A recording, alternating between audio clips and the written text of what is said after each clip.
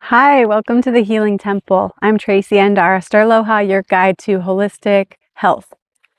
We go over all things physical, mental, emotional, spiritual here.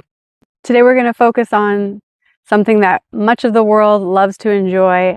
2 billion cups every day are drinking of this substance. It is addictive. It helps people do their jobs better and keep up with the fast-paced world that we live in. It's called coffee. And I am a super health conscious person, and I only drink coffee as a treat, definitely not a daily ritual or habit that I associate with optimal health. So that said, I'm not perfect, and I don't limit myself to only healthy things. And coffee, it could be argued whether it's healthy or not. So I want to go into that today and look at the pros and cons of coffee.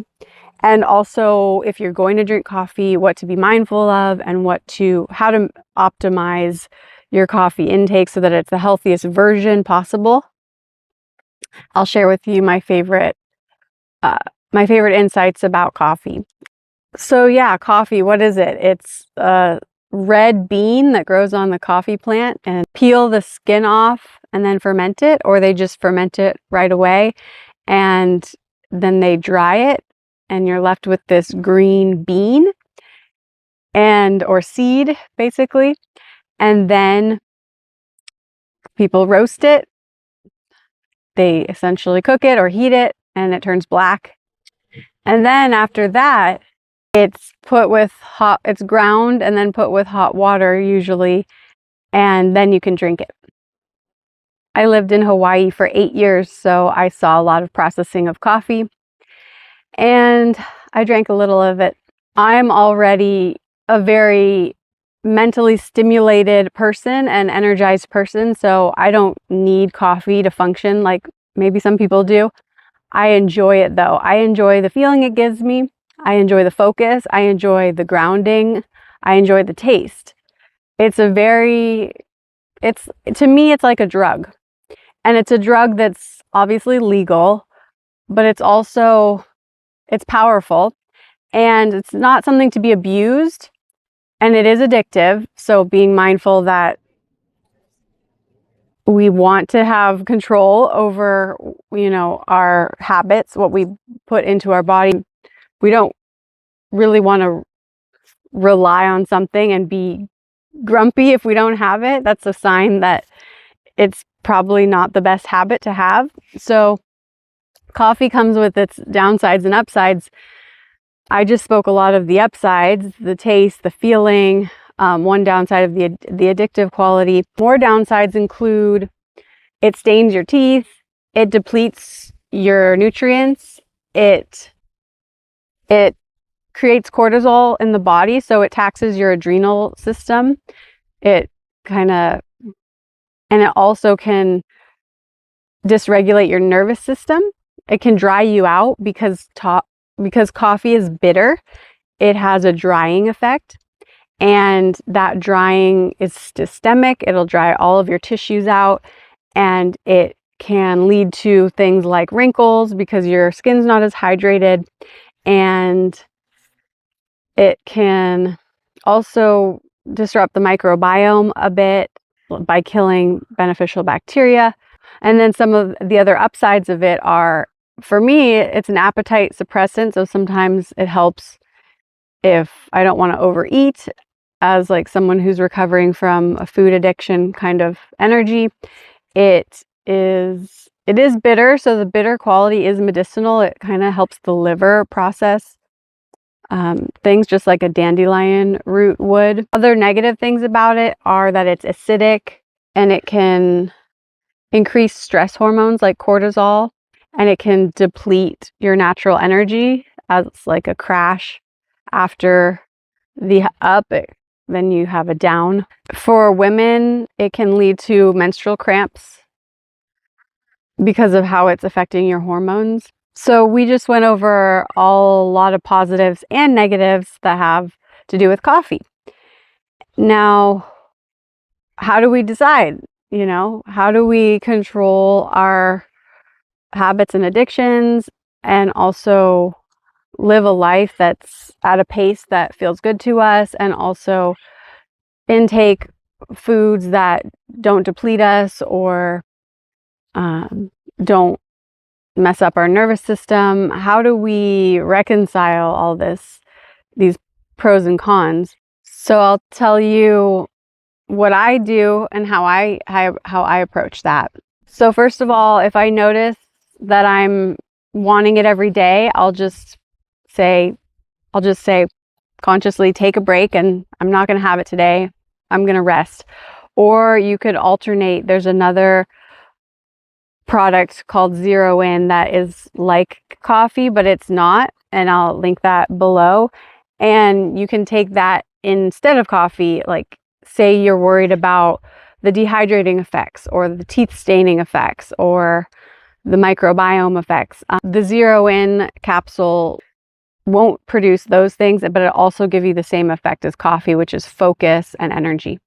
I took about a month or two completely off coffee because I wanted to know that I could, and I didn't want the drying effects. So I took Zero In every day instead as just an alternative.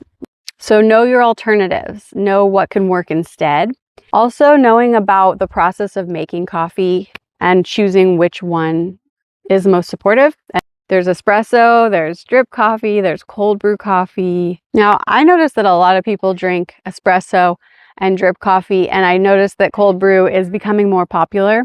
In my exploration of coffee, I've always noticed that just a regular cup of coffee makes me so anxious and so jittery and just stress the F out. And I'm just always been like, no to that. It's just not on my radar to ever drink that. And at one point along the way, I discovered cold brew. I think it was when I was living on Maui at a really sweet homestead. And this guy would be making half-gallon jars of cold brew all the time. And I got introduced to it then. And it tasted better, more smooth. It had a better high. And it didn't give me those jitters. I just felt really grounded and clear. And then also espresso, for me, I've always noticed that my body tolerates that better. Although it does tend to like really take me pretty far in terms of the high, like gets me really high. So I looked it up. Like, why would this feeling be happening? Why am I so sensitive to the drip coffee and not to the cold brew coffee? And I'll go into how to make cold brew in a little bit. I learned that since drip coffee is brewed longer, there's more time for things to get extracted from it. And those things are acids and oils and bitter compounds. So the extra acidity spikes cortisol and made me feel jittery and anxious. And the longer brew extracts irritants like chlorogenic acids and oils. It's brewed with the hot water for a longer time, so it extracts more acids and bitter compounds. These acids can irritate the stomach and increase cortisol. So these chlorogenic acids, they don't get extracted from the espresso process or the cold brew process. So it's clear that each type of coffee is different, and you can be mindful of that and intake the best, the healthiest version. On a scale of good for you and not good for you, I'd say cold brew's up at the top, then espresso, and then just regular drip coffee.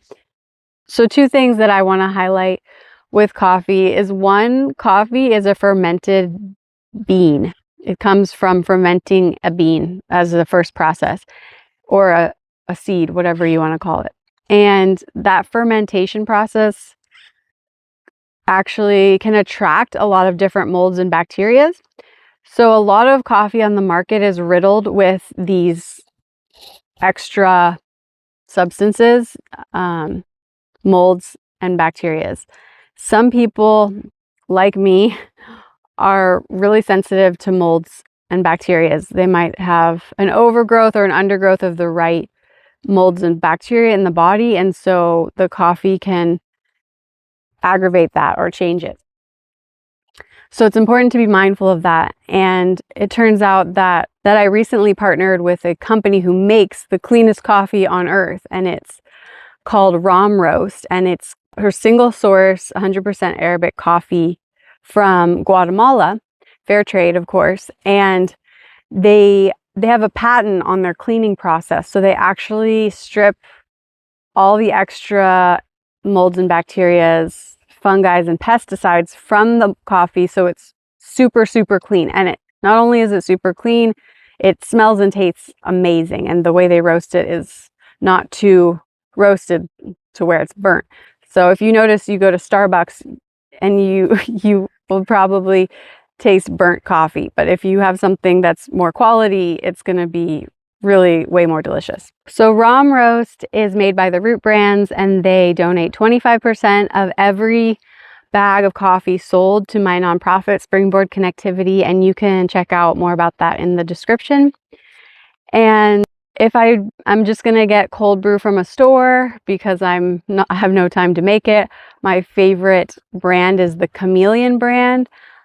It is the one that I get has a green label. There's a green and a blue, and the green one is just straight black coffee, organic cold brew. And I'm super sensitive, so I know that one's the purest one on the market.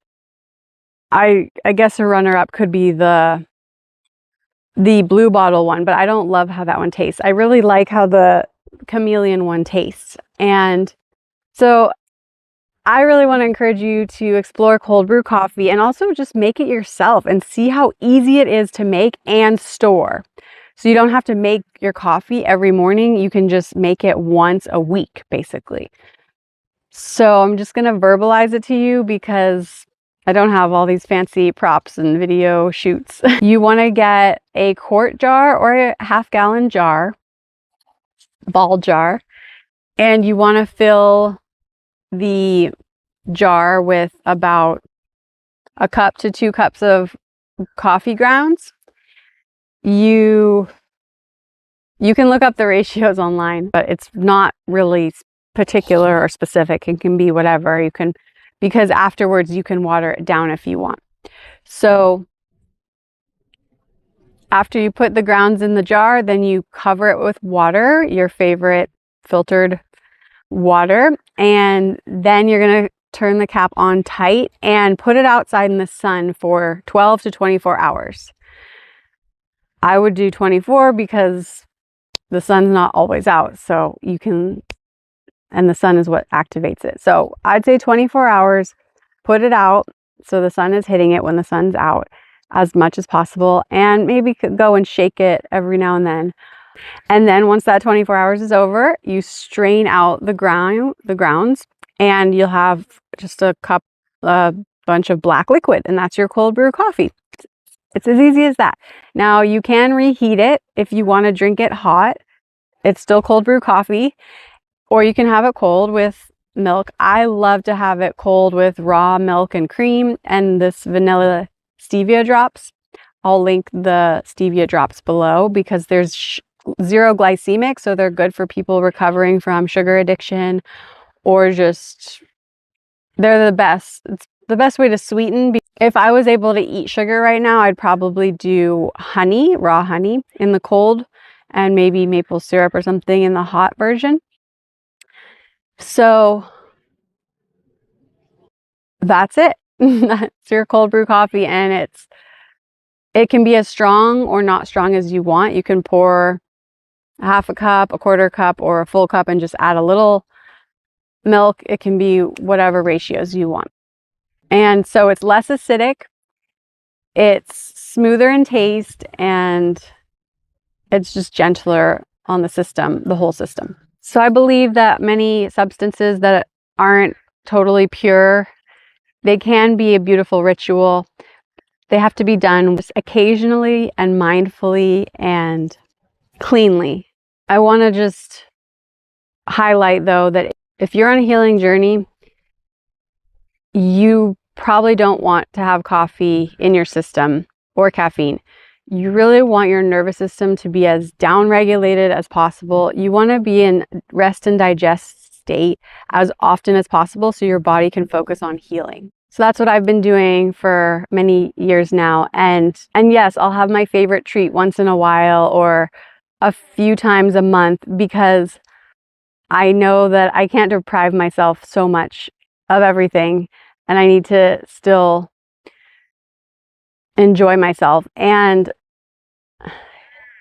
I know that my healing is my priority. So I always go back to that, and I don't let the addiction take hold. And I think that for someone like me with a chronic illness that I've been struggling with, where I had to cut out so many foods and just eat like 5 different foods every day instead of 20 or 30 options, I really learned about my own habits and addictions and how I was using food and substances like food for comfort and for feeling better, when if I didn't have those things, I wouldn't feel that great. And it's like, well, don't you want to feel good on your own as often as possible and know what that feels like? Like I feel good just how I am, instead of with all these things that help me keep me going. So I just want to give you encouragement to take breaks, or to take a long break and really give your healing and your health priority. We live in a system where we are bombarded by pesticides, toxins, chemicals. Our body's constantly trying to keep up and degrading over time and degenerating. And my personal view is that our bodies don't need to degrade or degenerate or get worse over time. That if we eat the right things and you take health to be our priority, we can stay youthful, glowing, radiant, skinny, not saggy, taut, I don't know what the word is, for our whole lives if we treat our bodies correctly. And that's what I want to inspire here. I want to let you know that you're supported in making those choices, those hard choices of, no, I'm not going to have that, I'm going to have this, or yeah. And I have a lot of videos on my channel about different health approaches, ones you've probably never heard of. And so feel free to explore those videos, and just know that you matter, and you feeling good just on your own as you is what is so important. And so don't let society and all the external influences, buy this, take this, come at you. Just you can be more sovereign and say, I'm fine how I am. I'm fine if I'm tired. I'm okay to rest. I don't need to drink another cup of coffee to keep me going. I can just take a break instead. And you'll see, you won't get as many gray hairs. You'll have whiter teeth. Your nervous system will be happy. And there's also a lot to be said for your dosha type. So if you are predominantly air, fire, or water, people who are really air or fire like me, coffee and caffeine can actually disrupt the nervous system a lot more than someone who's more dominated by water or the kapha element. So I invite you to explore Ayurveda. It's one of the foundational health modalities in the world. So you can get more fine-tuned about your own personal relationship with different foods and energetic substances and all of that. And I can tell you more about that in another video. If you're struggling at all with food addiction or chronic health conditions, feel free to reach out to me. I'd be happy to coach you and help you, walk you through that and walk you out of that. Something I've done for myself over the past 7 years. And if you want to support my nonprofit, you can go read about it at the link in the description, and you can buy some Rom Roast coffee to support the cause and have a clean cup of coffee in your life for your guests or for yourself. Thank you for joining me at the Healing Temple again. I hope this was enlightening and somehow, and that next time you have some coffee, you really cherish it and know where it came from, and I hope it's really delicious and wonderful. And make sure to have raw milk or cream with it. Goat milk is what I do. And let me know what other tips and tricks that you have to balance the effects of coffee. All right, until next time, aloha.